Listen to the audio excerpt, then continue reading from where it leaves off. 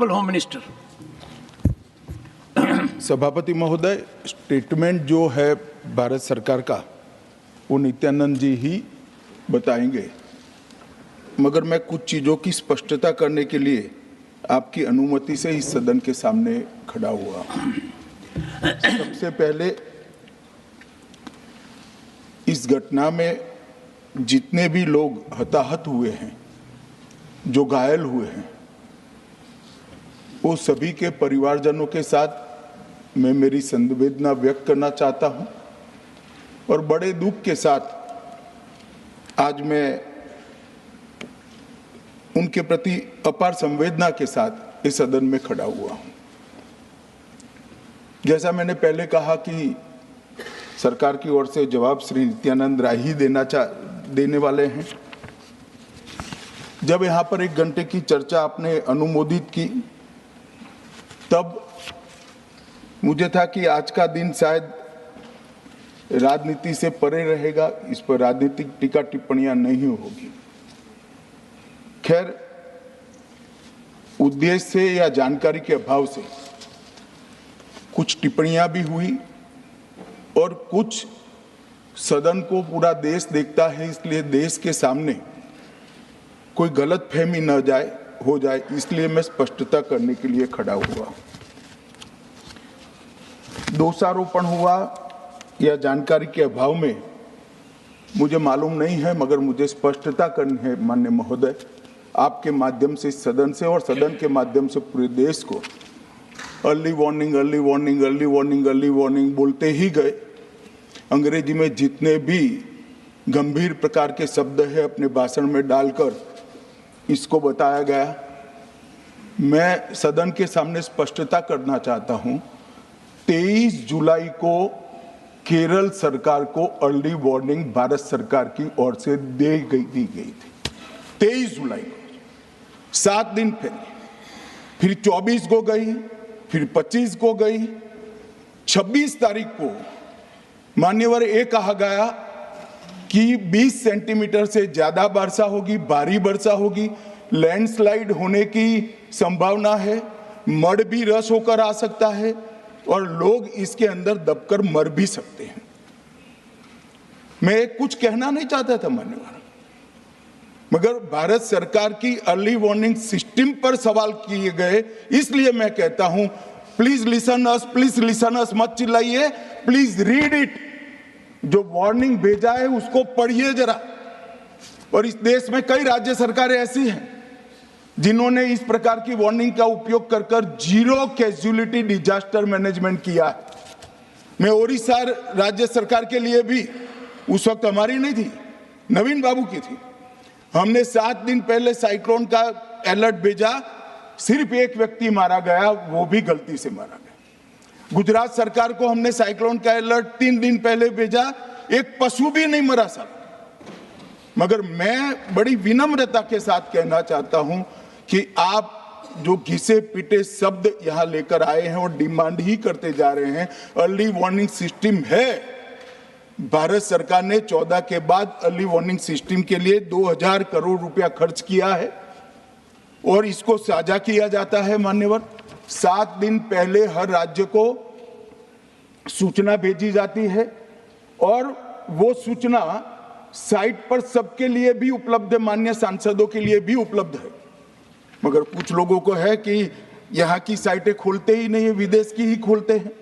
तो अब विदेश में तो इसकी अर्ली वार्निंग सिस्टम आएगी नहीं, हमारी साइट देखनी पड़ेगी मान्यवर।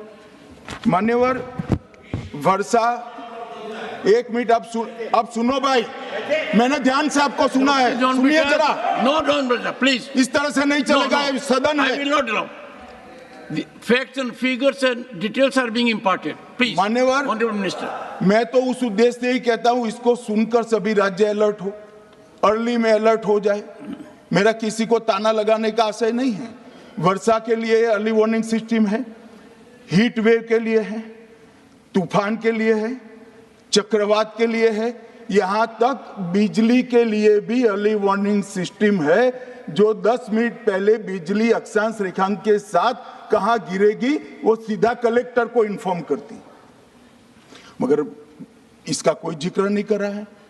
मैं तो मानता हूं जानकारी का अभाव होगा, जानकारी का अभाव है तो भी ठीक नहीं है, और राजनीति है मान्यवर तो बहुत दुखद है।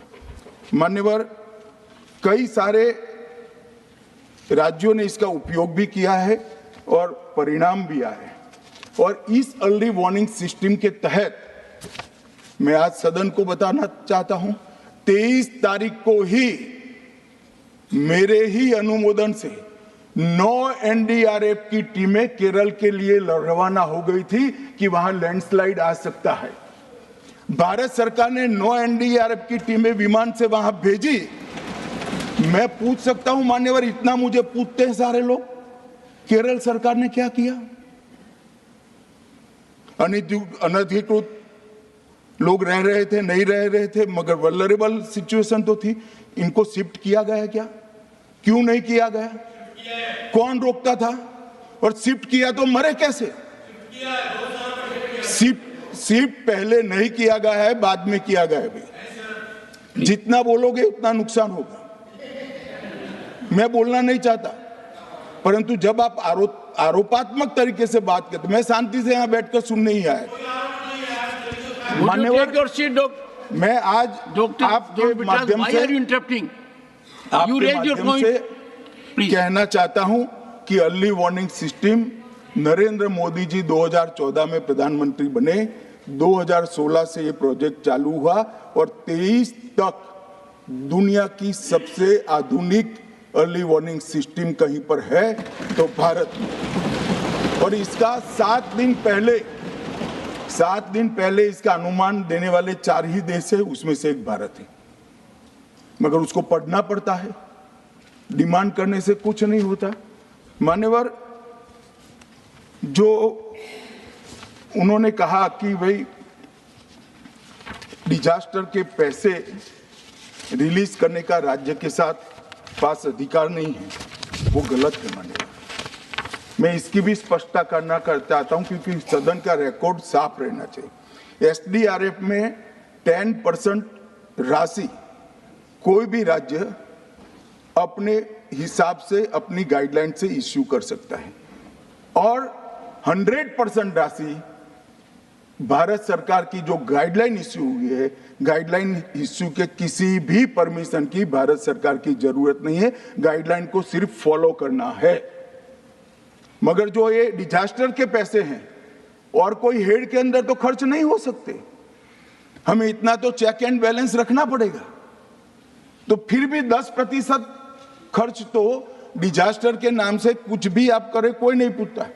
90% खर्च आप गाइडलाइन के हिसाब से डिजास्टर के लिए भारत सरकार की कोई परमिशन लेने की जरूरत नहीं। और बंगाल का भी कहा मान्यवर, डिटेल स्टेटमेंट नित्यानंद जी पढ़ेगी, मतलब मैं स्ट्रक्चर्ड स्टेटमेंट नहीं दे रहा हूं, सिर्फ स्पष्टताएं कर रहा हूं। मान्यवर, बंगाल का भी कहा, हमने 6,244 करोड़ रुपया 14 से 24 तक बंगाल के अप्रूव किए हैं, और जिस प्रकार से इनके खर्च का हिसाब आता है इस हिसाब से रिलीज होते हैं। उसमें से 4619 करोड़ रुपया हमने रीएम्बर्स कर दिया है, मगर वहां थोड़ा प्रॉब्लम है हिसाब भेजने में। अब वो तो मैं अच्छे से नहीं कर सकता साहब, बंगाल ने ही करना पड़ेगा। अकाउंट देना पड़ता है तो सरकार है, कोई पॉलिटिकल पार्टी नहीं है ना। सरकार के कुछ रूल्स होते हैं, रेगुलेशन होते हैं, अकाउंटिंग सिस्टम होती है, एजी का ऑडिट होता है।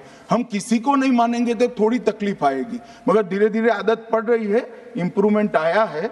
इसीलिए 6244 में से 4619 करोड़ रुपया इनका रिलीज हो चुका है।